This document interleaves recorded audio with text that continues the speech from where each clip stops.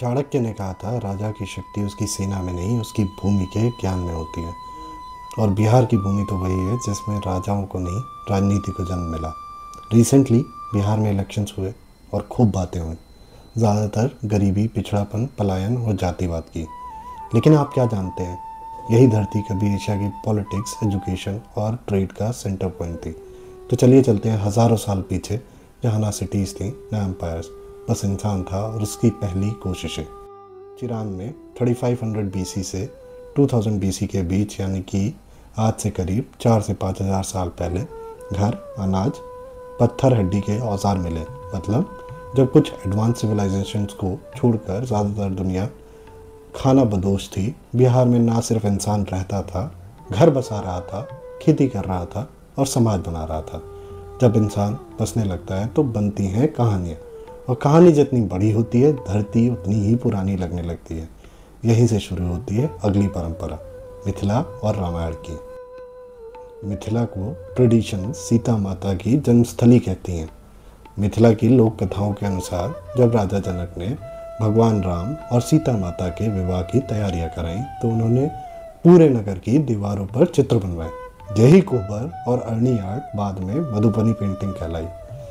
जनक, विदेह और विद्या, यहाँ का कल्चरल लेवल इतना हाई था कि ये मधुबनी पेंटिंग्स आज भी दुनिया भर में मशहूर हैं। लेकिन ध्यान दीजिए, जहाँ संस्कृति इतनी मजबूत हो वहाँ सोच भी मजबूत होती है, और जब सोच मजबूत हो तो समाज हो जाता है बड़े बदलावों के लिए तैयार। और अब आता है एक ऐसा ही बदलाव, बुद्ध, महावीर और वैशाली का रिपब्लिक सिस्टम। वैशाली दुनिया की सबसे पुरानी रिपब्लिकन सिस्टम में से एक मानी जाती है। यही महावीर ने अपनी लाइफ के काफ़ी ईयर्स बिताए, और बोध गया में सिद्धार्थ ने पाया ज्ञान और बन गए बुद्ध। सोचिए, एक ही क्षेत्र में रिपब्लिक सिस्टम, जैन धर्म और बौद्ध धर्म। यह सिर्फ ज्योग्राफी नहीं, विचारों की प्रयोगशाला थी। और जब विचार इतने पावरफुल हों तो अगला कदम होता है एक पावरफुल स्टेट। अब मंच पर आता है मगध। 6th-5th सेंचुरी बीसी, यानी कि आज से 2500 साल पहले, जब भारत में 16 महाजनपद थे, उनमें मगध, जो आज का साउथ बिहार और पटना को मिलाकर बनता है, सबसे इन्फ्लुएंशियल स्टेट बनकर उभरा। पहले कैपिटल थी राजगृह या राजगीर, चारों ओर पहाड़, बीच में पास, यानी कि नेचुरल फूड। लेकिन ट्रेड और एडमिनिस्ट्रेशन को आगे बढ़ाने के लिए कैपिटल को शिफ्ट किया गया पाटलिपुत्र। यही जगह बाद में ईस्टर्न इंडिया का दिल, साउथ एशिया का एडमिनिस्ट्रेटिव नर्व सेंटर बन गई। मेगास्थनीज ने इसे वुडन वॉल्स वाली ह्यूज सिटी कहा था, जहाँ वाइड रोड्स, ड्रेनेज सिस्टम और मार्केट की रोज थी, यानी उस समय पर एक सिटी मॉडल जो मॉडर्न अर्बन प्लानिंग से कम नहीं था। मगध के पास लोहे की माइंस, एलिफेंट्स की ह्यूज आर्मी और उपजाऊ धरती थी, यानी संसाधन, रणनीति, संगठन तीनों थे। और जब ये तीनों चीज़ें एक साथ होती हैं तो बनते हैं एम्पायर्स। और यही हुआ, भारत का पहला सुपर स्टेट यहीं से निकला, मौर्यन एम्पायर। चंद्रगुप्त मौर्य ने एकजुट भारत की नींव रखी। उनके गुरु चाणक्य यानी कौटिल्य ने अर्थशास्त्र लिखकर गवर्नेंस, जासूसी, फाइनेंस और ट्रेड के नियम्स तय किए, जो आज भी इकोनॉमिक एडमिनिस्ट्रेशन की सबसे पुरानी किताब मानी जाती है। पाटलिपुत्र इस साम्राज्य की राजधानी थी। इसका प्लान आज की भी किसी मॉडर्न सिटी से कम नहीं था। मेगास्थनीज ने लिखा, यह सिटी 7000 गार्ड से घिरी हुई थी और इसमें 64 द्वार थे। ग्रेट अशोक ने जब सत्ता संभाली तो कलिंग वॉर से उपजे दुख ने उन्हें बना दिया बौद्ध। उन्होंने धम्म के संदेश को फैलाया और पत्थरों पर खुदवाए संदेश, नॉन वायलेंस, टॉलरेंस और इक्वालिटी के। आज हमारे भारत के नेशनल सिंबल 4 शेरों वाला अशोक स्तंभ और नेशनल फ्लैग का चक्र, धर्म चक्र, दोनों बिहार की इस गौरवशाली विरासत से ही लिए गए। इतनी स्टेबिलिटी और ऑर्डर के बाद आता है भारत की नेक्स्ट एरा का टर्न, एजुकेशन, मैथमेटिक्स और साइंस की ओर। अब बिहार एंटर करता है गुप्ता पीरियड में, जिसे गोल्डन एरा भी कहा गया। 4th-6th सेंचुरी, मतलब आज से 1500 साल पहले, गुप्ता डायनेस्टी ने मगध के एरिया में शासन स्टार्ट किया। चंद्रगुप्त प्रथम, समुद्रगुप्त और चंद्रगुप्त द्वितीय यानी विक्रमादित्य के पीरियड में एम्पायर, कल्चर और साइंस तीनों की ऊंचाइयां हमने देखी। पटना के आर्यभट्ट ने पृथ्वी गोल है, अपनी एक्सिस पर घूमती है, और पाई की एग्जैक्ट वैल्यू निकाली, जो यूरोप में इन प्रिंसिपल्स के आने के करीब 1000 साल पहले था। साइंस मैथमेटिक्स के अलावा Sanskrit literature, drama, sculpture, architecture सबका उत्कर्ष हुआ। कालिदास जैसे कवि, वराह मिहिर जैसे ज्योतिषाचार्य इसी टाइम पर आए। पाटलिपुत्र और उसके आसपास मंदिर, यूनिवर्सिटीज और मार्केट्स बने। सोन और गंगा की वैलीज इंटरनेशनल ट्रेड का हिस्सा थी। सोने चांदी के कॉइन्स मिले जिन पर गुप्ता राजाओं के नाम एनग्रेव्ड हैं। फाहियान ने लिखा, भारत में उस समय शांति थी। रोड्स पर लोग खुले दिल से ट्रैवलर्स की मदद करते थे। यानी इकोनॉमी, कल्चर एंड टॉलरेंस तीनों अपने पीक पर थे। और जब नॉलेज अपनी पीक पर पहुंचती है तो उसका फल होता है एजुकेशनल रेवोल्यूशन। नालंदा, विक्रमशिला और ओदनपुरी जैसी वर्ल्ड क्लास यूनिवर्सिटीज़। यहीं से बिहार पूरी एशिया का नॉलेज सेंटर बनता है। भारत में एजुकेशन हमेशा गुरु शिष्य परंपरा से चलती रही, लेकिन 5th सेंचुरी में बिहार ने एजुकेशन को इंस्टीट्यूट का फॉर्म दिया। नालंदा इसका सबसे बड़ा एग्जाम्पल है। कुमारगुप्त फर्स्ट ने इसको इस्टेब्लिश किया। यह सिर्फ एक महाविहार नहीं बल्कि नॉलेज की कंप्लीट सिटी थी। नालंदा में एक टाइम पे 10,000 स्टूडेंट्स और 2,000 टीचर्स थे। चाइना, तिब्बत, कोरिया, श्रीलंका, जावा हर जगह से स्टूडेंट्स यहाँ पढ़ने आते थे। विक्रमशिला कोई छोटा सेंटर नहीं था।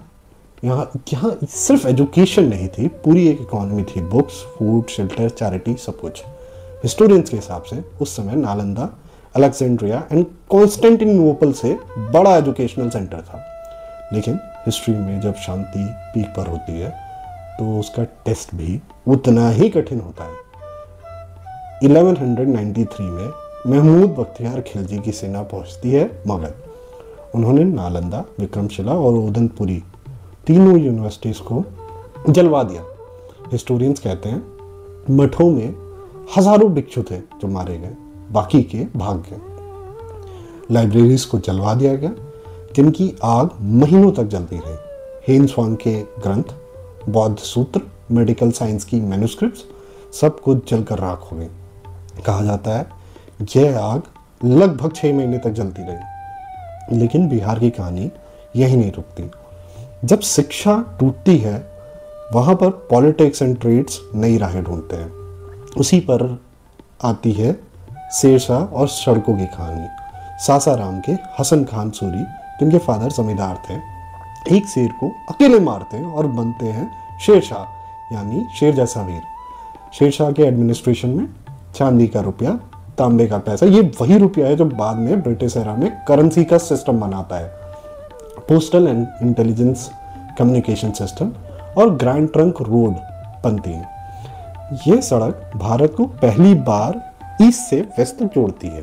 जब सड़कें मजबूत हों तो व्यापार खुद ब खुद बढ़ता है और बिहार जाके जुड़ता है दुनिया की इकॉनमी से। 17th से 19th सेंचुरी के बीच में पटना छपरा दुनिया का सबसे बड़ा सॉल्टपीटर सप्लायर था। यह वही मटेरियल है जिससे बारूद बनता है, यानी यूरोप, पर्शिया, चाइना सब बिहार पे डिपेंडेंट थे। इंडिगो, नील और अफीम भी बड़े एक्सपोर्ट आइटम्स बन गए थे। बिहार ईस्टर्न यूपी के कुछ हिस्सों के साथ ब्रिटिश ईस्ट इंडिया कंपनी के लिए ओपियम और नील दोनों का सबसे बड़ा प्रोड्यूसर एंड सप्लायर था। पटना ओपियम फैक्ट्री दुनिया की सबसे पुरानी ओपियम प्रोसेसिंग यूनिट थी।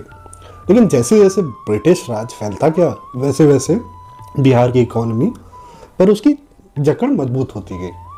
और अब आता है मूल बक्सर के युद्ध का। 1764 में बक्सर की लड़ाई अंग्रेज जीत गए।